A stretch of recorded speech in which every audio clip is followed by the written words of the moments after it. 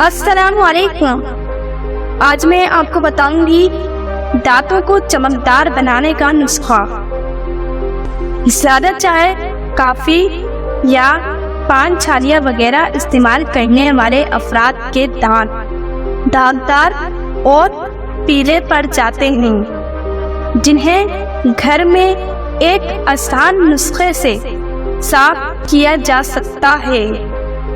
दांतों को सफ़ेद बनाने की आसान तरकीब यह है। इसके लिए आधा कप मेथी दाना और 6 लौंग लें और इसे अच्छी तरह पीसकर पाउडर बना लें।